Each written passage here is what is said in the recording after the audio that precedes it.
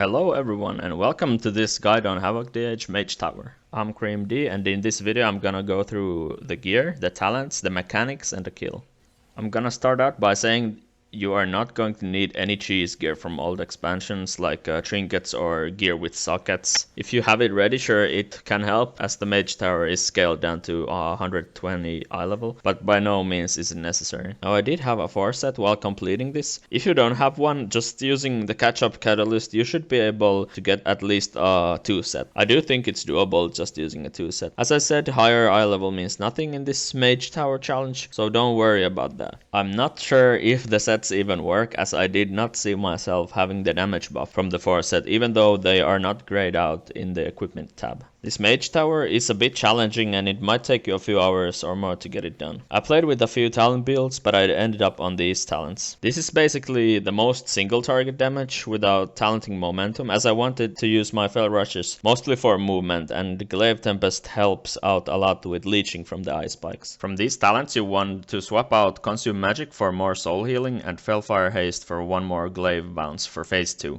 I will link the talent tree in the description so you can pick it up from there. Now onto the tower itself. You can get there by using the Dalaran portal in Valdrakken and flying down to this island. I went to the bathroom while I was traveling there, so I opted to the gliding strat. I do recommend buying some combat potions and feral hide drums for P2.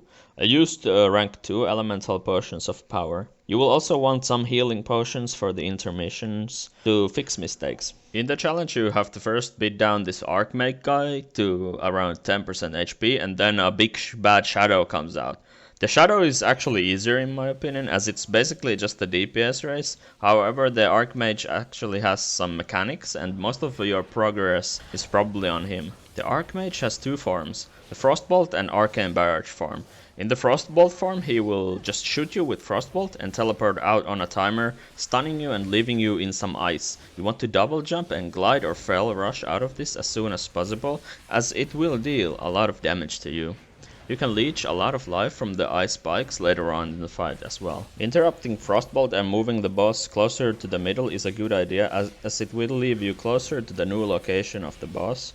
This also prepares you to deal with the intermission easily, as you can double fell rush from the middle to the new boss location. If you ever happen to not reach the boss with 2 fell rushes, killing an ad quickly can save your try.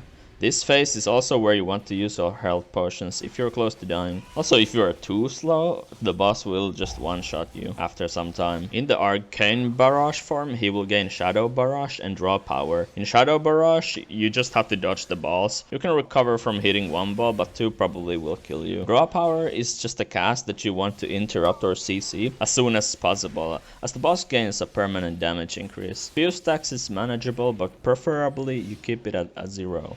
After the Arcane form, Shadow Barrage will also be cast in the Frostbolt form, but Draw Power will stay only in the Arcane form. After repeating the forms a few times, you should have the boss at 10% health, and phase 2 will begin. Optimally, you want to save your second use of Metamorphosis for phase 2, but when progressing phase 1, you can use it on the Archmage. In phase 2, a big shadow spawns from our buddy Archmage, and you have to defeat it. When the phase begins, you want to use your drums, combat potion along with meta to deal a buttload of damage. Shadow will constantly spawn pools that increase in size, limiting your arena space. This will eventually take up the whole arena, wiping you in seconds, so this is a DPS race. You want to drag the shadow to the side and start pumping. The only 2 things you have to worry about is moving too fast or slow, and killing the 3 ads that come from Seed of Darkness cast. When the boss casts Seed of Darkness, you have around 8 seconds to move far away. After that time has passed, 3 ads will spawn from you and start moving towards the boss. If they reach the boss, it will heal around 20% per ad, and it will most likely be a wipe, as you won't have enough damage to win the race. The ads are not immune to CC, so you can throw glaive slow and stun them. You can also Fear Sigil them to buy some time on cooldowns, but be careful that the boss doesn't finish its cast.